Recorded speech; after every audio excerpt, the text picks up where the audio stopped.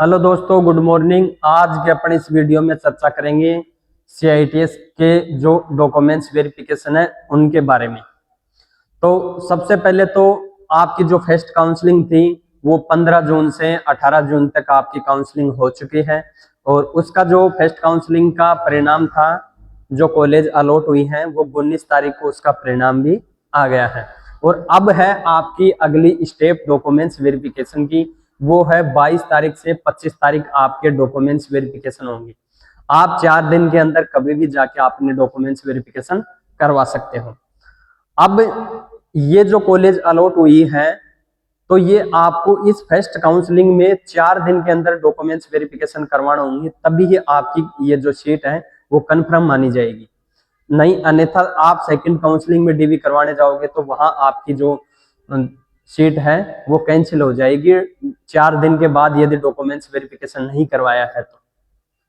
फिर आप कॉलेज में जाके बोलोगे कि सर मेरा तो अलॉटमेंट जारी हो गया था, फर्स्ट काउंसलिंग में मैंने DV नहीं करवाया, ये नहीं करवाया, तो वो आपके ओनली 4 दिन के लिए ही होता है फर्स्ट काउंसलिंग का। यदि फर्स्ट काउंसलिंग में आपने DV करवाया है तो ठीक है, नहीं करवाया है तो आपके जो है सेकंड काउंसलिंग में आप एलिजिबल हो जाओगे और फर्स्ट से आप कैंसिल हो जाओगे। तो जिसका अलॉटमेंट जारी हो गया है वो 22 तारीख से 25 तारीख तक डॉक्यूमेंट्स वेरिफिकेशन करवाए हैं। कुछ बच्चों को NSTI कॉलेज मिली है और कुछ को ITOT कॉलेज मिली है। तो जिन बच्चों को ITOT कॉलेज मिली है और NSTI कॉलेज मिली है, तो NSTI और ITOT के अंदर कोई फर्क नहीं है, सेम मार्कशीट मिलेगी, सेम सर्टिफिकेट मिलेगा आपको। ओनली बस अब जो एडमिशन करते समय है वो आपको ध्यान रखना पड़ेगा ITOT वाले बच्चों को, कि जिन बच्चों को ITOT कॉलेज मिली है तो आपके जो डॉक्यूमेंट्स वेरिफिकेशन है वो ITOT के अंदर नहीं होंगे। आपको जो कॉलेज मिली है आप वहां जाके डॉक्यूमेंट्स वेरिफिकेशन कराओगे ITOT वाले बच्चे, तो आप ITOT वाले बच्चों के डॉक्यूमेंट्स है वेरिफिकेशन है वो ITOT के अंदर नहीं होंगे।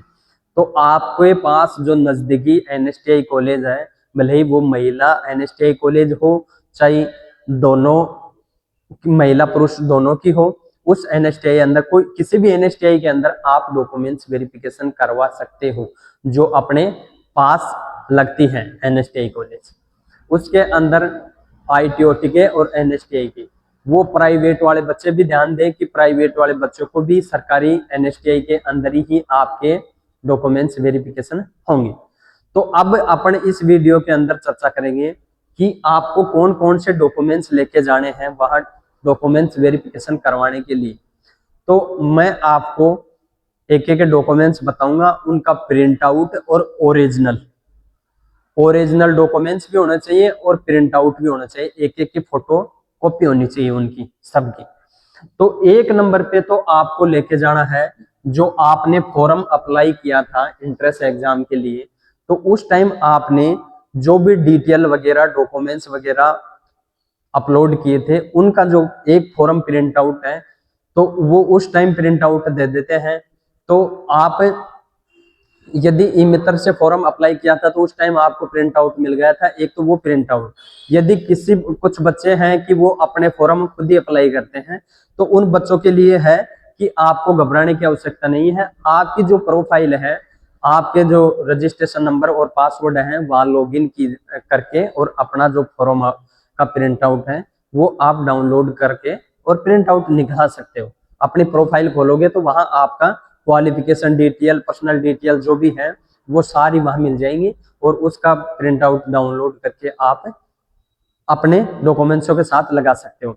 अब फॉर्म कैसा मिलेगा आपको, इस प्रकार से मिलेगा कि इसके अंदर अपनी पर्सनल डिटेल रहेगी, इसके अंदर आपका एड्रेस वगैरह रहेगा और आपकी क्वालिफिकेशन रहेगी। फिर आपने जो डॉक्यूमेंट्स अपलोड किए थे, फोटो, सिग्नेचर, वो डॉक्यूमेंट्स होने चाहिए सारे। और अब 2 नंबर पे आपने फॉर्म का प्रिंट आउट निकलवा के और उसके साथ आपको 2 नंबर पे लगाना है कि जो इंट्रेंस एग्जाम का रिजल्ट आया था उसके अंदर आपके मार्क्स आए थे कि कितने मार्क्स आए हैं। तो वो जितने भी जो भी मार्क्स हैं और जिनको कॉलेज मिली है वो बच्चा वो मार्क्स का प्रिंट आउट भी आपको डाउनलोड करके और वो प्रिंट आउट भी आपको लेके जाना है। 3 नंबर पे कल जो फर्स्ट काउंसलिंग का 19 तारीख को अलॉटमेंट मिला है आपको कि ये कॉलेज इस कैंडिडेट को मिली है, तो वहां एक आपको फोटो और उसमें आपका नाम वगैरह और कॉलेज का नाम है। तो वो जो अलॉटमेंट मिला था आपको, वो अलॉटमेंट भी आपको प्रिंट आउट निकलवा के लेके जाना है कॉलेज के अंदर।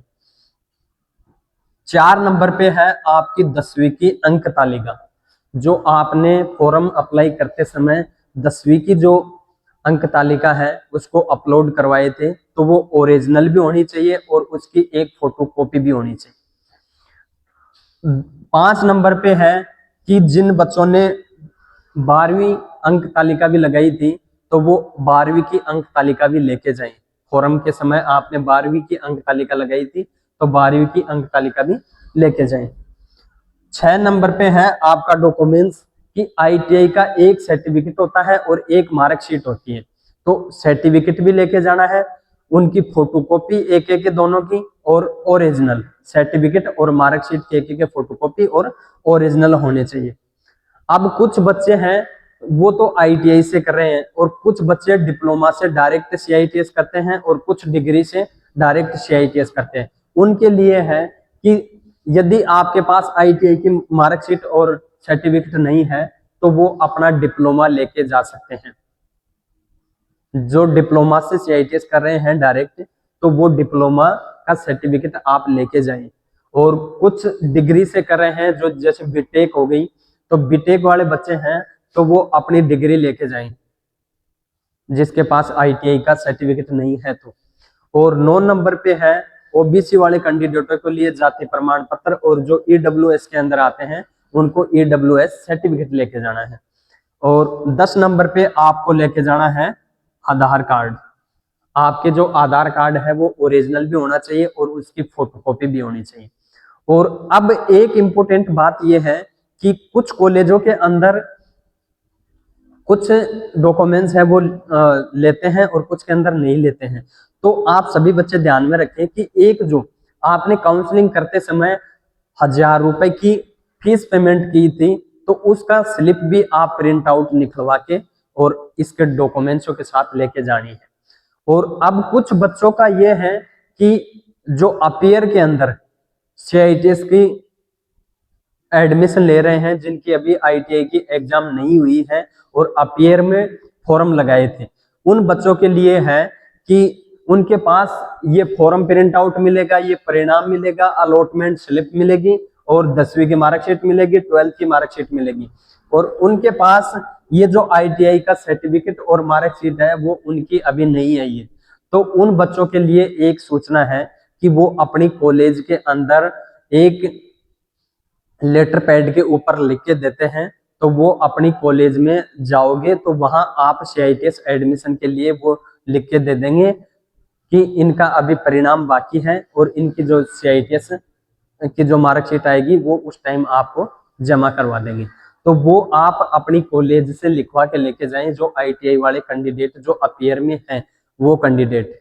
और उनके पास जाति प्रमाण पत्र भी मिल जाएगा, आधार कार्ड भी मिल जाएगा, तो वो आप लेके जाएं। और 2 फोटो साथ में लेके जानी है आपको, 2 फोटो और 1000 रुपए वाली जो काउंसलिंग फीस पेमेंट स्लिप थी वो लेके जानी।